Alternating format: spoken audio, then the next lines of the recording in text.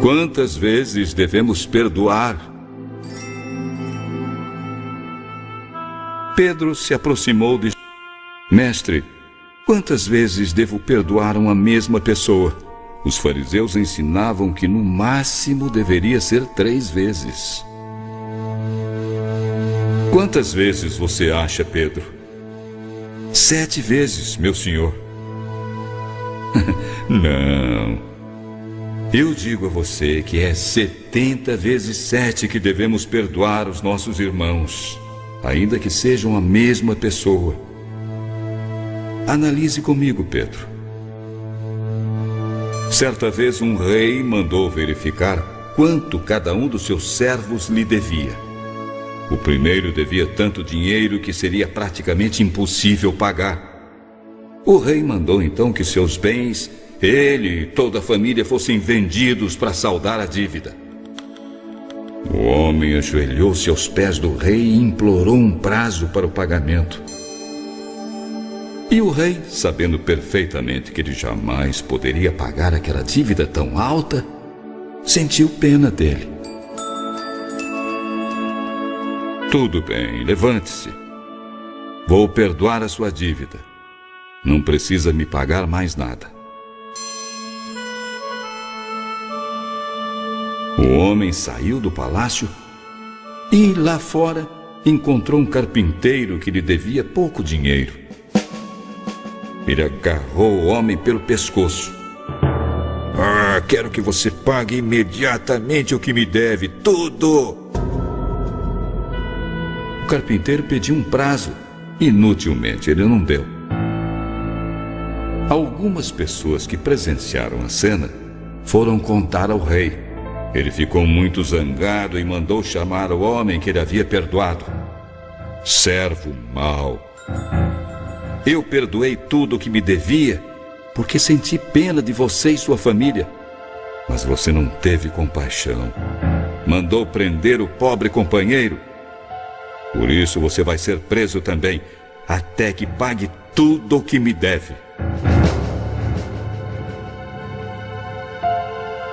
É assim que o meu pai agirá com todos vocês, se não perdoarem sempre uns aos outros e de todo o coração. Se não soubermos perdoar,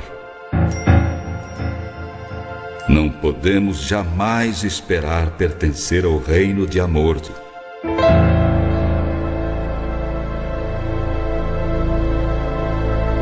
É a carta de Paulo aos Coríntios, que fala do amor.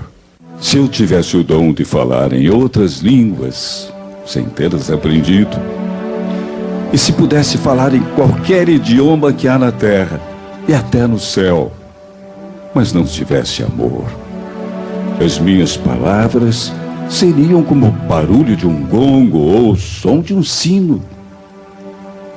Poderia ter o dom de anunciar mensagens de Deus, ter todo o conhecimento e entender todos os segredos e ter tanta fé a ponto de tirar as montanhas de seus lugares. Mas, se não tivesse amor, eu não seria nada. Se eu desse aos pobres tudo que tenho, e até mesmo entregasse o meu corpo para ser queimado, mas não tivesse amor, isso não me adiantaria nada. Quem ama é muito paciente e bondoso. Quem ama não é ciumento, nem orgulhoso, nem vaidoso. Quem ama não é grosseiro, nem egoísta. Não fica irritado, nem guarda mágoas. Quem ama não fica alegre quando alguém faz uma coisa errada, mas se alegra quando alguém faz o que é certo. Quem ama nunca desiste, porém suporta tudo com fé, esperança e paciência. O amor é eterno. Existem mensagens espirituais, mas durarão pouco. Existe o dom de falar em línguas estranhas, mas acabará logo. Existe o conhecimento, mas terminará também. Pois os nossos dons de conhecimento e as nossas mensagens espirituais existem somente em parte. Mas, quando vier o que é perfeito, então o que existe em parte desaparecerá. Quando eu era menino, a minha maneira de falar, de sentir e de pensar era de menino. Agora que já sou homem, não tenho mais essas coisas de menino. O que agora vemos é como uma imagem imperfeita, um espelho embaçado. Mas chegará o dia quando o veremos integralmente, face a face. Tudo quanto sei agora é obscuro e confuso. Mas depois verei tudo com clareza, tão claramente como Deus está vendo neste momento o interior do meu coração. Agora, portanto, permanecem 3 coisas: a fé, a esperança e o amor. Porém, a maior delas é o amor. Todo brasileiro, todo mundo morar numa mansão, né? Uma vista bem linda, de preferência para uma praia dessas. É, muita coisa, vários quartos aqui perto no Rio, eu ia adorar. Ela e o marido, o jogador americano Tom Brady, construíram esta mansão em Los Angeles, avaliada em 94 milhões de reais. São 1.300 metros quadrados, em perfeita harmonia com a natureza, com energia solar, horta e até um galinheiro. Com 5 quartos e 9 banheiros, a casa ainda tem spa, sala de musculação, adega e elevador. Não ajunteis tesouros na terra, onde a traça e a ferrugem tudo consomem, e onde os ladrões minam e roubam. Mas ajuntai tesouros no céu. Prestem bem atenção, meus irmãos, 144 mil selados, é para vocês essa mensagem. Vocês estão em todo lugar do mundo. Não olhe para a minha cor da minha pele, não olhe para o meu jeito, nós todos somos irmãos. Tanto na África, na China, no Japão, na Europa, na América do Norte, na América do Sul, todos nós somos irmãos. Nosso Pai nos fez diferente da cor da pele, da cor, do nosso jeito de falar, do nosso jeito, para nos testar, para saber até onde vai a nossa tolerância. Porque aquele que não amar o seu irmão, de qualquer lugar do mundo, preste bem atenção, não importa de onde que ele seja, da cor que ele seja, se você não amar esse irmão, você não entra no reino do céu, você está fora, não tem conversa. O reino do céu, nosso Pai não vai permitir que o pecado volte mais. Então por isso que Ele está nos testando todos os dias. Pessoas de cores diferentes, países de línguas diferentes. Se a gente não for tolerante com todos os nossos irmãos, não tem como entrar no reino do céu. Próximo passo é o Messias aparecer pra gente. Ele disse que ele estaria em todas as montanhas do mundo nesse momento. Vocês não vão estar sozinhos, vocês vão estar com ele lá. Fiquem tranquilos. Mas se vocês não acreditar na palavra, presta atenção, eu estou na ilha de Patmos. O Apocalipse foi escrito aqui. Presta atenção, eu vim aqui para passar essa mensagem para vocês. Em todos os povos, todas as nações e todas as línguas. Prestem atenção. Nosso Messias disse bem claro. Nosso Pai disse bem claro. Que Ele ia preparar um lugar para a gente durante 1260 dias. Que será o reinado da besta. Que será 30 dias a mais, 1290 dias, a besta reina. Preste bem atenção. Se a gente não começar a preparar esses lugares agora, a coisa vai ficar pior do que vocês imaginam. Nós temos que preparar esse lugar agora, começar a preparar, para quando a gente tiver que fugir para esses lugares, chegar lá, a semente já brotou, já deu os frutos, a gente tem pelo menos o que comer. E toda a comida que vocês comprar, vocês têm que levar essa comida lá, montar um lugar, todas as pessoas pegar a comida que tem e levar para esse lugar, e todos os irmãos dividir a comida. Nada de um querer comer mais do que o outro, um explorar o outro. tudo que for pegado, plantado, tudo que for, as pessoas chegando, pegou, trouxe a comida, leva para um lugar, e essa comida é para ser distribuída por todos os irmãos. Aquele que tentar passar o nosso pai para trás, presta bem atenção, nosso pai está olhando tudo. Se você tentar esconder alguma coisa dele, ele está lendo o coração e mente de todo mundo.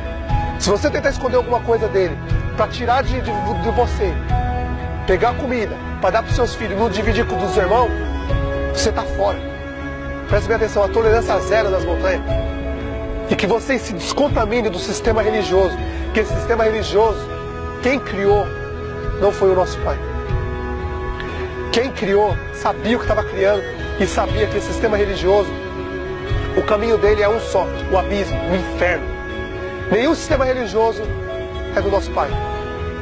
Nem católico, nem evangélico, nem espírita, nem islamismo, nada. Nosso pai é bem claro, eu não habito em templo feito mão de homens. Os judeus montaram uma história, fizeram uma propaganda já de muito tempo, que eles são o povo santo, que eles são os escolhidos, e isso é a maior mentira. Que o nosso pai não faz discriminação entre os filhos dele. Todos os que obedecem, os que seguem a sua palavra, o obedecem, são filhos deles. Agora me diz, como os judeus podem ser o povo escolhido, pode ser o povo santo, se nosso pai enviou para eles os profetas. E o que eles fizeram com os profetas? Apedrejaram os profetas, mataram os profetas. Depois, nosso pai enviou seu filho, Messias, para eles. Eles perseguiram os Messias, queriam apedrejar e queriam matar de qualquer jeito, até que conseguiram entregar para Roma, e Roma disse para eles, eu não vejo pecado nenhum nesse homem, eu não quero matar esse homem. Mas infernizaram tantos romanos, pagaram muito dinheiro para eles matarem, e eles acabaram matando. E ainda o nosso Messias diz bem claro, olha, romano,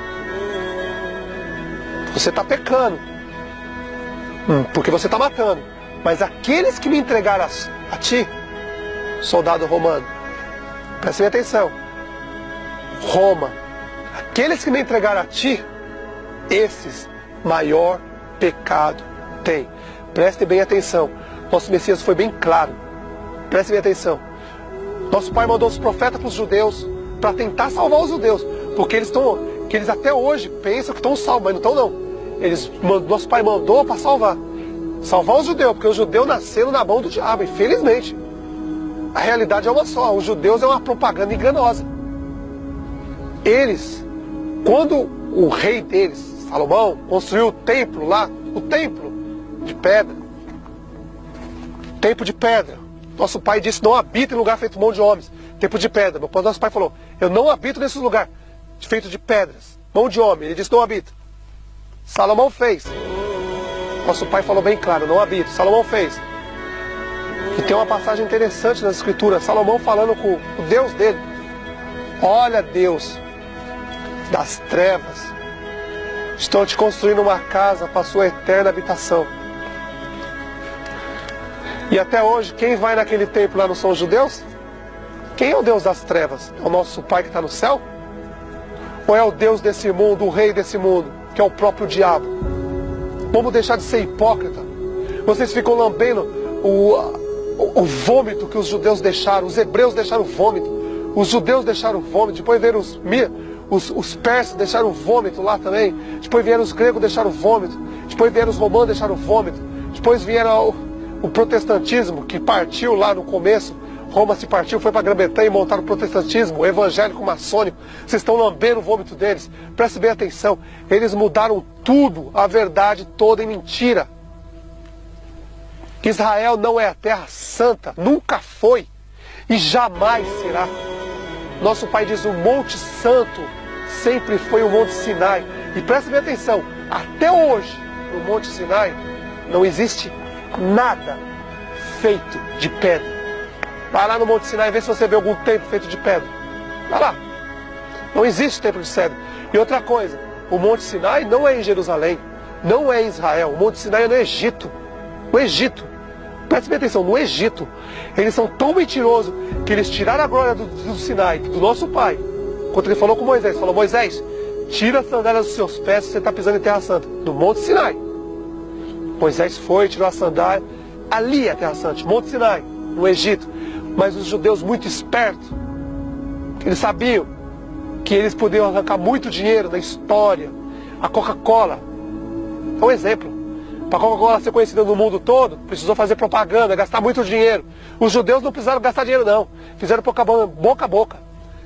Esparramou por todo mundo. Olha, nós somos uma terra santa. Nós somos os filhos de Deus. Nós somos escolhidos. O resto é imundo, é gentil. Você acha que o nosso Pai que está no céu é racista? Não tem discriminação com suas criaturas? Ele ama todo aquele que ama Ele ou obedece. Esses são seus filhos. Os que não obedecem são filho bastardo. Infelizmente é feito por ele, mas é filho bastardo. E o caminho desses aí, que não obedece, faz tudo contra a palavra dele, esse o caminho é claro. Não tem conversa. É o lago de fogo e de enxofre. E ali vai ficar pro resto da eternidade. E o caminho desses que desobedecem o nosso Pai é simples, é um caminho único. É o lago de fogo e enxofre, o inferno, o céu, vai para lá. Porque desobedece, não quer acreditar no homem, mas não quer acreditar no nosso Pai.